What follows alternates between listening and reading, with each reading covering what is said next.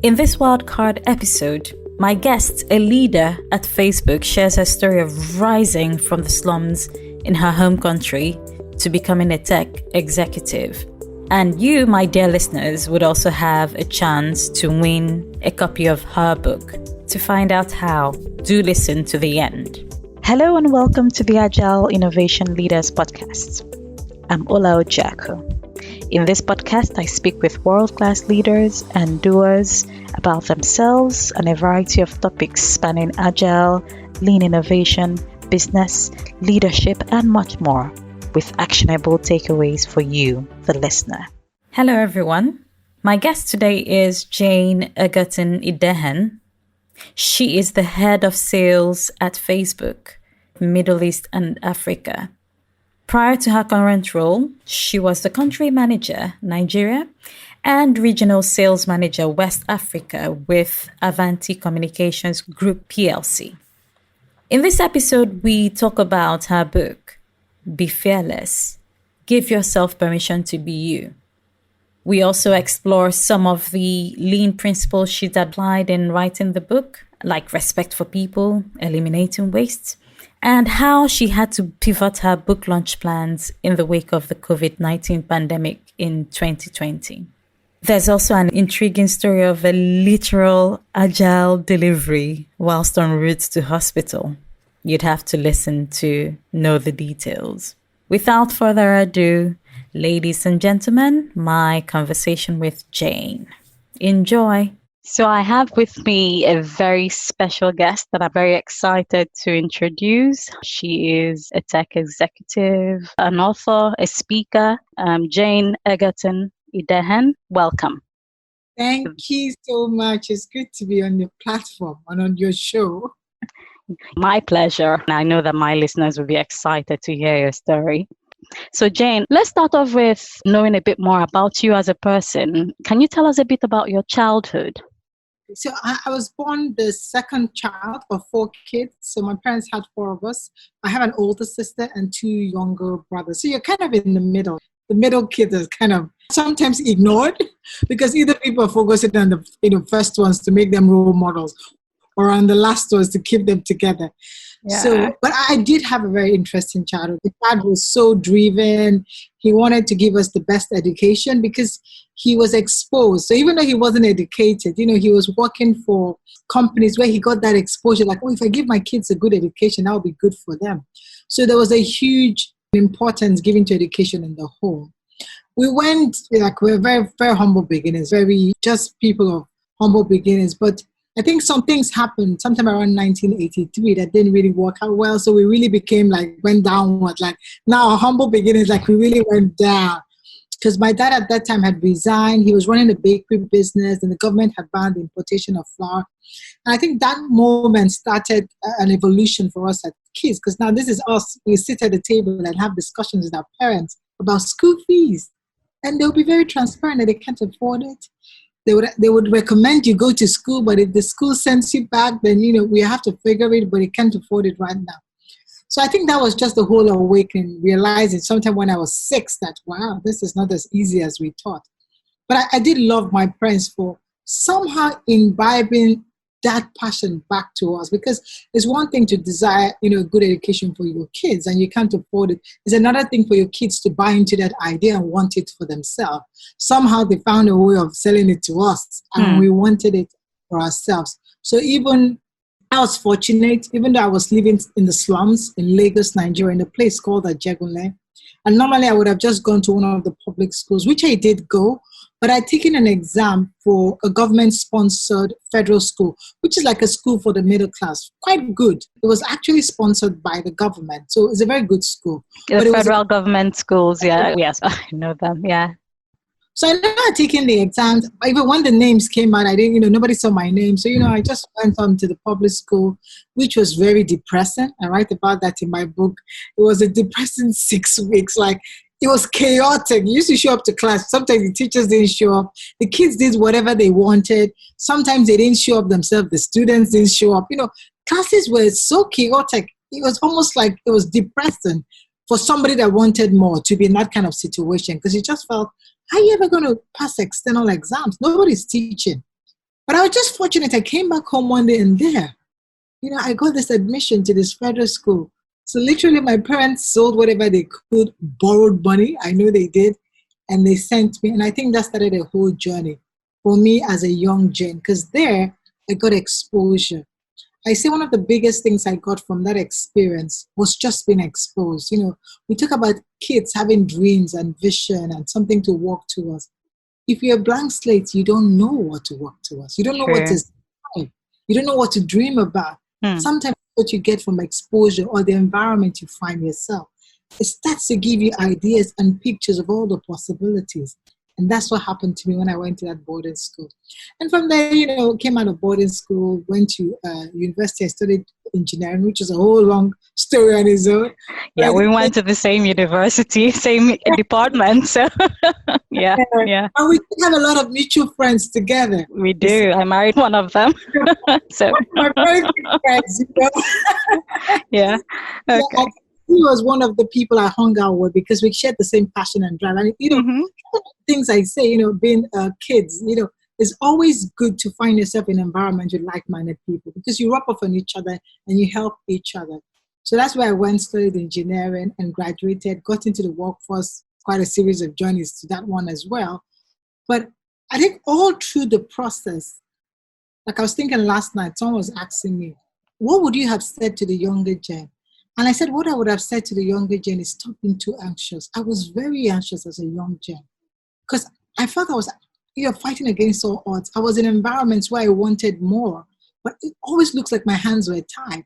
I couldn't afford to feed myself. I couldn't afford to buy my books. School fees sometimes were a big issue, but you just wanted more out of life and you kept pushing. So when I look back, I'm very grateful for my childhood. I think all those things made me who I am today. The grit I got, the determination and drive for wanting honors in a first class. So even though you don't get it, you've been through a process of knowing how to work it. And when you apply those principles again. So I'm so grateful because I think all those things have just accumulated and made me the Jane I am today. So that's a quick summary of my childhood. Wow, it's very inspiring. And like I told you before we started recording, I just started reading your book a few hours before the recording, and there are so many aspects of your story I relate with. For example, my father didn't have anything beyond a primary school education, but he knew the value of an education. So he was, self-educated in various ways. He worked hard and he kind of instilled that drive, that passion in us. And basically there is this saying about, the butterfly, when it goes into the cocoon, is the struggle when it's emerging from the cocoon that actually strengthens its wings, because if you just help it out, it's just going to die. So this struggle is part of the preparation for greater things. So it's amazing the person you've become, and I know that there is more even ahead that you're yet to achieve. You did mention you actually had one of your children en route to the hospital. Is that part of the, let's get things done? I always laugh because we tease her, because I have two kids. I have a son, he's 12, and my daughter, she's 9. So they're like, oh, but Sarah, on her birth certificate, it says she was born at the junction of Jefferson and Richardson. Because we had her, actually. So it was one of those, I don't want to call it funny experience because it wasn't funny then, I had my first child I had with, I was induced and I had a epidural because being the engineer I am, if we've got good technology, why am I wasting time trying to be a pain? There's no price for suffering pain. I'm not trying to be a superwoman, just give it to me. So even before, you had these discussions with your doctor, how you want the birth to go. So I think because, I went through that, I was being induced, I had a epidural, so I didn't feel pain per se, maybe pressure. So it worked really well. So I think with my daughter, because she was coming early, I couldn't really tell. I know the first few, when she was about, 36 weeks, I felt some force, kicks, and I went that, it's just force. You have about 4 weeks to go. So I just took it easy, but I was an active mom. Even as a pregnant woman, I was very active. I would take my son to daycare. And when he's back from daycare, we'll figure out where to go. We made a plan. We go to the science museum or we go to an art museum. We just figured out, we just had to keep ourselves engaged because I like being active. So I think maybe that did help, walking around a lot. Because it wasn't even 40 weeks when one of these days, I didn't even think it was pain. I just felt pressure. I thought I wanted to use the washroom. It was actually my husband that noticed, like, you've been going to the washroom like every 10 minutes. What's up? I'm like, it's okay. I think I'm pressed, but I don't know why it's taking a long time. And he's like, no, that is that how it should be? Well, because I never really felt labor pains, I couldn't tell, was it pressure, was it pain? I think when it got really bad, like I walked out of the house, I'm like, bye guys, I'm walking to the hospital. My husband like, it's a 10-minute drive, you can't walk there. I'm like, right now, where I feel I'm going to be walking, I'll just keep moving. So that's how we got a taxi. I got in the taxi, and by the second traffic light, boom, the baby was out. Wow. He was there. My son was in the taxi, my husband was there. It was chaotic like a movie, because then the taxi guy panicked. And he just took off. I think he was in a state of shock. My husband was on the phone with the doctor, and the doctor had gone to Mexico for vacation or something. Oh my goodness. My son was screaming in the background because he could hear me in pain screaming as well. I doesn't know what's happening to mommy. Why is mommy screaming? But we did have the baby, and my husband delivered the baby with the help of the doctor on the speakerphone telling us what to do. And she was actually breached, which was quite interesting. It was a breached birth. So she came with her legs first. What? We're very grateful, but it all worked out well. Wow. I remember the doctor screaming at my husband, like, tell me what you can see. And he says, I can see the legs. The doctor said, no, you check again. Tell me, what can you really see? Like, I can see the legs. And he's like, okay, don't panic. You're going to do this. So it was an interesting story, but I'm so happy we had her. I think holding her in my arms, initially we were a bit shocked. Like, is she okay? She was still, But she came to life. The ambulance came and helped us. The police were there. So I think they saved the day. And I'm so grateful to all of them. And we went to the hospital. But it was an interesting one, because I'm like, wow, can you imagine having your story is like, it's something I thought would only happen in movies. And with the twist of the breach as well. It's just, wow. It could have gone any other way. You could never have told. Sometimes the breech babies, have complications. But we're so grateful. And she became the inspiration for my book, you can see. Interesting. She definitely is a special child. I think she challenges me as well. Because some of these things for a 9-year-old, she sees it slightly differently. And you're like, wow, I think because we've been in it for too long. I remember reading a book. So I was doing research for my book, and it was about the whole idea of women education and women getting into workforce. It was a book I was reading, but she couldn't go to bed, so we decided to switch. We do that a lot. I'm like, okay, you read and I'll read, and I'll tell you what I read, and you tell me what you read. So hers was a bedtime story, so she explained to me it was easy. So I tried to explain to her the concept of the book, that, just 50 years ago, 150 years ago, women were not allowed in colleges. Even the Ivy League schools as we know them today, women were not allowed to those colleges. Sometimes they allowed them to do remedial courses, but they were not allowed to literally go to university and study. And she was surprised. So, I was trying to explain to her, but, people had to fight, talk about it. There's a lot of, why. Some people thought women didn't have brains as smart as men. There were all kinds of debate going on until finally some schools started to do co-ed, and from co-ed, other schools came on board. And she looked at me like, so how are they expecting them to train smart kids if they didn't let them go to school? Wow. And I told myself, you couldn't have said it better, because I didn't even see it from that viewpoint. She summed it up nicely. Why do you want them to give smart, to train the kids to be smart, and you will not allow them to have a good education? So I thought she's an amazing girl. She's very smart. Well, she has an amazingly smart mother. Yeah. What do you expect? This segues into your book, Be Fearless. Yeah. So you said you've already mentioned your daughter was the reason for writing the book in the first place. How has the writing process shaped you? I think sometimes you don't know yourself. I tell people we're all in a journey. We are evolving. And I think that book, one of the things it's done is also like put a mirror before me to show me all the kinds of ways I could also push myself. I actually should tell people I love reading books. I read a lot of books, but I'm not a writer. I don't write. And I didn't used to write. The best you can get at me is emails in the office. But I had a coach that was like always telling me, you have so much to share. I wish you could share this with the younger generation. And I told her, I'll mentor them, but I don't want to write.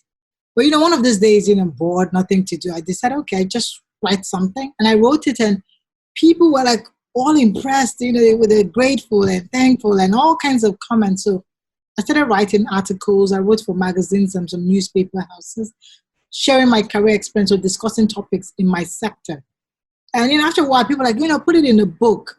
And I think that's how it all started. But I think I really got impressed to do that when I started contemplating at some time how I wanted to pass so much to my daughter. And she was young then. I think she was about 4. I was so impressed by that notion. I'm mentoring a lot of young girls. How can I pass some of these things to my daughter? I thought the best way to do it would be to document it. And that's why when I initially started writing the book, the title of the book for a long time was A Letter to My Daughter. Because I felt it was a letter I was writing to Sarah. So in so many ways, I think it shaped me. I tell people that sometimes I will literally struggle with a chapter for like months because you were trying to be true and real to your daughter. If it was somebody else, you tell them what you want them to hear and what you expect them to hear. But to your daughter, you want to be vulnerable and transparent and real, because I thought you have to let her know so that when she takes this journey, she's equipped. Don't give her half truths. Give her truth and let her know, this is my perspective, but I'm giving you the truth as I know it.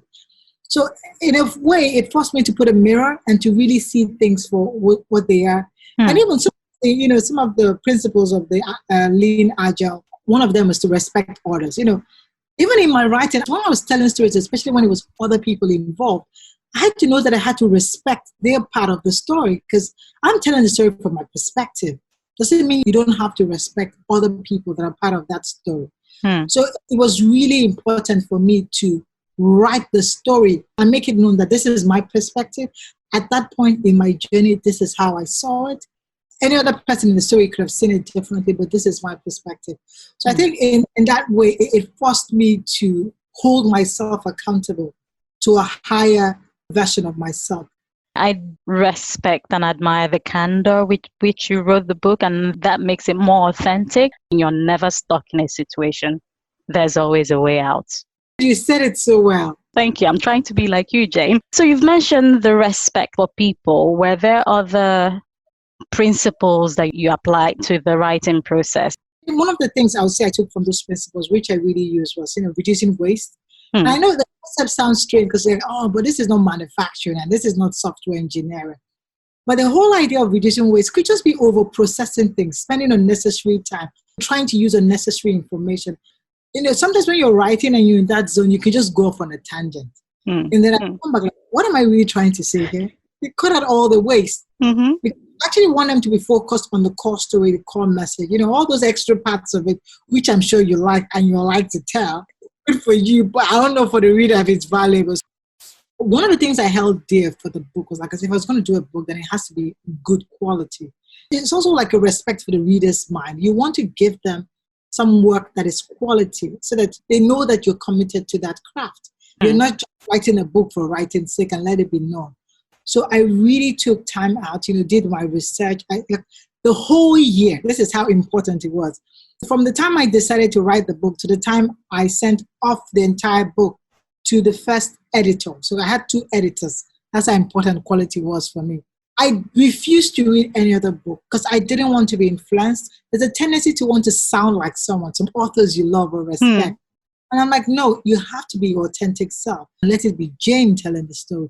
People should read it and like, oh, that's Jane's voice. That's how she would say it. So I took off reading. For the whole year, I didn't read any book. Wow. Literally the day I submitted the work to the editor, I went shopping like the next week and I bought like 20 books. Like I was so starved of buying new books. Like I shopped as I paid for editing, proofreading, and it's so important. No matter how wonderful you think you're a good writer because you write all these wonderful articles, I think it's good to get a professional so the quality of the work is, at par as what it should be. So I did get professional editors to really edit the work. It does sound like you thought through the process and you took a structure. So when I first decided to write the work, one of the things I did was seek out professional help. So I was like looking around, who's written a book before and all of that. My husband pointed me the direction of a friend in church. She was a professional editor, and a ghostwriter. So, I had that conversation with her. I'm trying to do this, but I want to do it the right way. And she told me, like, if you really want to do a good work, the first thing I think you should do is write a book plan. And I spent quite a reasonable amount of time and a book plan is what it is. It's just a plan. It's not the book. Yeah. It talks about target audience. What you want the audience to take away. What kind of English you want to write. What kind of books are in that categories. How many words do you want to go? How many chapters do you want to go? What do you want to relay in each chapter? This is not even writing the book. This is just planning on how you would write the book. I'm so grateful for that process because it guides you so that you don't lose the core message or you don't deviate from why you're writing the book. Because there's a tendency to, write and want to change. Sometimes I will write a whole chapter. When I read the framework of what I put in the plan, I'm like, no, I didn't address this, this, and this. I wanted to address those things. And I need to go back and address them because that's what I'm trying to pass on to the readers. And I owe it to them. You're not just telling stories for stories' sake. You're trying to address the themes there. So yes, that was some of the steps I took. As an executive in the telecommunications industry as well, you must have a demanding day job with family responsibilities. And then you have the book. And of course, I'm aware that you also do lots of speaking engagements, mentoring, etc., etc. How did you manage to fit it all in? I always say you have to dare to be bad. So some things I had to give up. You have to tell yourself, I cannot do it all. But I gave them up in phases. As it became aware that I didn't have enough time. I was getting overwhelmed. So initially, one of the things I did, I loved golfing. I stopped golfing like 3 months into writing the book because I realized I needed time. About 4 months into writing the book, I stopped going to the gym entirely because I used to go to the gym. But I needed those hours because I was working a full-time job. And my job requires a lot of travel. And I have my kid. So, I was just giving up things. I was giving up things because you have to prioritize the things that were core. And I had to focus on those ones. And every other thing became secondary. We start to deprioritize. If we have to delegate, if we have to outsource, I was doing a lot of that, in those periods, just so I can focus on this project. So that means some of the fun things I had, socializing, I had to, get off the list for most people. I didn't show up in those things. But I also tried to be in the environments that helped me. So I went for like-minded people. I joined a writers club. That's one of the first things I did. And the good thing with joining a writers club, I had similar people like me trying to do the same thing. So we're all learning from each other. Because you come together, you read each other's work, you critique, you give feedback, you reinforce. So you were learning to almost like they were like your, better readers. So they were also helping you on that journey and you were learning from them as well. So that was very helpful because that helped me walk with a goal and keep the rhythm. Because it's so easy for most of us to say, I want to do this, then halfway into the year or halfway, you lose the rhythm and you just can't get back. But because I was committed to showing up every 2 weeks with an article written, I had to show up every 2 weeks and I must have written something. So sometimes I'm writing on the plane. I'm like, before I get up, for 6 hours before I get off this plane, I make sure I'm finished. I got to a point where I think it was just 2 months ago that I changed my alarm clock. My alarm clock was now set at 4:30 a.m. because I needed that extra 1 hour before the whole house gets up and we start the routine for the day. I had to put that 1 hour in. So, yeah. Wow. I mean, I like the fact that you mentioned you can't have it all. It's all about prioritizing. So in Agile speak, you'd have your backlog of items, but you always would have a limited capacity to do what you needed to do per time. So it's really about prioritizing what needed to be done by when. And it's so funny that we tend to apply these principles so well in the office on our projects. But when it comes to personal life, you kind of throw them out of the window. But some of them are very effective to also use personally when you do personal projects or when it comes to your personal life. It does apply, definitely. With respect to the book you've already launched, how has the current COVID situation affected the plans? Did you have to change some things? Have things gone exactly as planned? Just like any project, you got to be ready for the unexpected. So I had a plan, I had a whole launch team. We had a plan and it launched very well. It became an Amazon bestseller. Congratulations. Thank you. I'm so proud of that.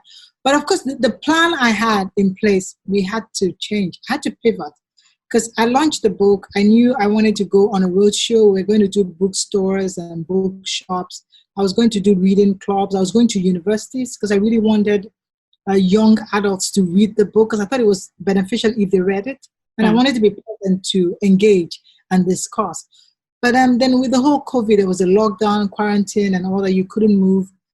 I think for the first couple of weeks, I struggled a bit because I didn't know what to do because I already had the plan. I'm like, what happens? Like, it's like you throw the plan out of the window because it wasn't relevant anymore. So I had to start figuring out, talking to people, trying to understand what can I do? How do I adapt this plan? And I literally had to recraft the plan. So one of the things I did was start doing podcasts. I told myself, well, we can't go physically anywhere, but you can use online means to share the story and reach out to people. So I was doing a lot of podcasts. I've been doing a lot of virtual readings, with the book clubs. We do virtual sessions on Zoom. So I had to literally pivot, like almost the entire plan is just sitting there. I don't know if it will be relevant, maybe to sometime next year, because it requires travel. And right now, I don't see myself traveling to the end of the year. It requires being physically present in places. And I think people can gather in groups for a couple of months. People would probably avoid that. So I had to recraft the entire, go for webinars, go for podcasts. And even when I did radio programs, we did them by Skype. The good thing with planning is that planning puts you in the frame of mind to be able to adapt. It doesn't necessarily mean that the plan will be 100% perfect. But I think the process of creating the plan itself puts you on your toes that you're able to adapt if things change, because you'll all be aware that there could be risk. Even sometimes the risk is imaginable, but they do come. Like in the case of COVID, nobody would have seen it coming. No one. One of the risks I thought, because at the early part of the year, when I was putting the plan together, actually the biggest risk I was thinking of managing was how to manage my family time. Because it required I was going to be on the road quite a lot, almost every weekend. And I was thinking, how do I manage it? I spoke to a lot of other authors. How did they manage it? I even had to have a conversation with my husband because I was really concerned that the weekends are our time, but this is me taking the weekends for this project. So we're thinking of ways to work it out. Then that didn't even come to it was like the least. It was the least challenge we had. So yes, a couple of things changed. Somehow everything seems to have worked out well, because I would imagine you're reaching a wider audience than if you were traveling physically from location to location per time. I would have been physically restricted. So when I was planning the launch, I told myself I'll launch the book in Nigeria and in Ghana. Then depending on how it goes, I might decide if I want to go to other countries. So my focus was really the Nigerian market. But with the whole COVID and me pivoting, the book is, yesterday I had a podcast with Olivier in Canada. For the past 4 weeks, I've been having podcasts with most of the podcasters in the US. And the book is getting into the US market. People are being aware of it. So I'm really impressed. It's actually evolved better than I thought. Definitely. There's always a silver lining, something good comes out of even the most challenging times. Exactly. Yeah. So just the perspective, it could be the glass half full or the glass half. So it's your perspective, which way you're looking at it. And that's true. Yeah. Something new. You said you didn't read any book. During the year you were writing your book and you later on went out to read books. This kind of segues into our wrap-up questions. What books did you buy? What kind of books did you buy? I bought 5 of Toni Morrison's books. So the first thing I did in December was read Beloved, which is one of her books. I have been so looking forward to reading it. So I'm trying to read the others. I bought Michelle Obama's book. I bought earlier, but I couldn't read it. Becoming. Condoleezza's Political Risk. There's some people I admire. And for me, reading your book is like getting into your mind and trying to understand how you think, how it plays out for you. So yes, those are some of my top ones up there. I do love Malcolm Gladwell, so I literally buy any of his book I lay my hands on. So that's another person I so respect. Yeah, but so many other books, but those are the top of my mind. Those are the ones I was really itchy to get to. I have to get to quickly. Now I share your love for books as well. I feel it's a way of getting mentoring from people you might never meet. Some of them might have left the earth or are late, and it's just a way of getting into their minds and learning how they think. So do you have any ask of the audience, Jane? So one of my biggest asks is that people actually read the book. That's a priceless gem. When you read the book, you send me a comment, you send me a review, or you just ask a question about something you've read, you just made my day. Because I feel that that's the best thing I could have done. What I really wanted to do in writing that book was to speak to the younger Jane, is giving the younger Jane a platform to say, I just want to tell you that this journey, you can do it. You can work it. This is my own way of inspiring that younger Jane. And the only way is for the younger Jane to read it. So my desire is that people read the book. Great. And how can the audience get this book? The book is on Amazon. We've got the paperback, we have the hardcover, we have the ebook or Kindle version on Amazon. And there's some other local publishers, e-publishers as well, that you can get the book for those in Nigeria. Okada Books, BAM Books, Literature, it's on all those local platforms. Yeah. We will definitely have all the links to the books and relevant sources in the show notes. How can the audience reach you? Are you on social media? Oh, I always tease them, everyone on social media, but I've not decided what I'm going to do with it. But I'm on LinkedIn, I'm on Facebook, I'm on Twitter, I'm on Instagram as Jane Egerton Idehen. You can't miss it. I love to interact with people on social media. I also have a website, janeegerton.com. So that's another platform you can get me on. Again, we'll put all these in the show notes, so that's fine. It's been a great conversation, Jane. Before we conclude, what final words of advice do you have for the audience? I would like to say, because looking at the whole situation, I know we didn't talk much about, what we are all going through with the whole COVID crisis, the pandemic. The other day I was asking people, what do you want to remain after this whole crisis? What for you from the whole couple of weeks, the whole journey we've been, what would you want to remain? And what I've realized is that I would really want to make the days count. And that's my final word for anybody listening. Make these days count. There will never be another COVID crisis, maybe not in this manner, not in this way, or maybe not in your generation. So it's important that you make the days count. When you look back and you have to talk about this period, you want to be saying it from a point of, I'm so happy I got this. I'm so happy I did this. I'm so happy I learned this. So make the days count. So important. Great words of wisdom, Jane. Thank you so much for your time once more. It's been a pleasure having you on the podcast. Thank you for having me. I hope you are inspired by Jane's story as I was. For me, it's a timely reminder of two key things. Number one, mindset is everything. And number two, it's not about where you are currently or how you start. You need to be bold, to dream big, and to dare. As mentioned earlier, 2 listeners would have a chance to win a copy of Jane's book, Be Fearless. And there are 2 ways to enter the draw. Number 1 is to send me an email at ola@agileinnovationleaders.com. That's ULA@agileinnovationleaders.com. And the second way would be to like and comment on the posts about this episode on LinkedIn. I would also like to get your feedback on the podcast. What's going well so far? What can we do differently? Who would you like us to feature in a future episode?